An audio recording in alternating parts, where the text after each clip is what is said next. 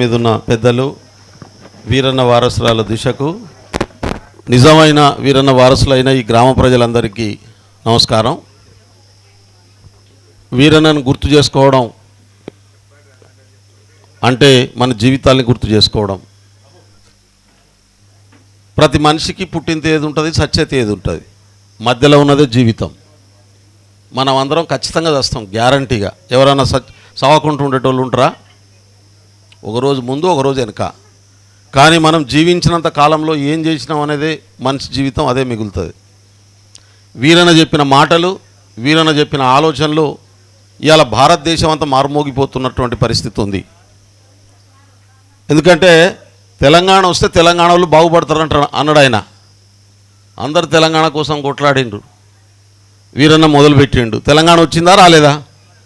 వచ్చింది కదా. అంటే తెలంగాణ రాష్ట్రం వస్తే ఆంధ్రలో దోపిడిపోతుంది అన్నాడు, తెలంగాణ రాష్ట్రం వచ్చింది. అట్లనే కింది కులాలకు వాటాలు దక్కాలంటే, కింది కులాలు బాగుపడాలంటే, కింది కులాల సంస్కృతిని, కింది కులాల సమానత్వాన్ని, కింది కులాల రాజకీయ అధికారం కావాలని చెప్పి ఆయన చెప్పిండు.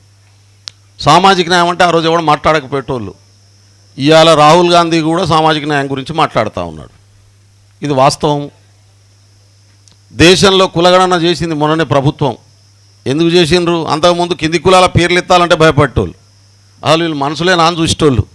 కానీ ఇలా బీసీలు ఎంత ఉన్నారు, ఎస్సీలు ఎంత ఉన్నారు, ఎస్టీలు ఎంత ఉన్నారు, వీళ్ళ జనాభాకి ఎవరికి తక్కువ ఉన్నది, ఎవరికి ఎక్కువ ఉన్నది, మహిళలు ఎంత ఉన్నారు, వాళ్ళకెంత వాటా ఇవ్వాలనే చర్చ జరుగుతున్నది.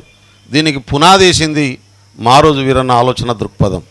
బహుశా ఆయన వేసి ఉండకపోతే ఇలా దేశంలో చర్చ లేదు. అందుకని చెప్తా ఉన్నాను, మన జీవితంలో మనం ఏం చేసినాం అనేది ఇంపార్టెంట్. వీరన్న తన జీవితంలో ఈ దేశానికి ఒక దిశనిచ్చిపోయాడు. ఆ వీరన్నని ఇవాళ యాద్ చేసుకుంటున్నాం. ఆయన ఈ ఊరిలో పుట్టడం మనందరి అదృష్టం, ఈ ఊరు అదృష్టంగా భావిస్తూ ఖచ్చితంగా ఆయన చెప్పిన అడుగుజాడల్లో నడుద్దామని తెలియజేసుకుంటూ ముగిస్తూ ఉన్నాను. ఇంతసేపు ఓపిక పట్టిన తల్లులకు ధన్యవాదాలు.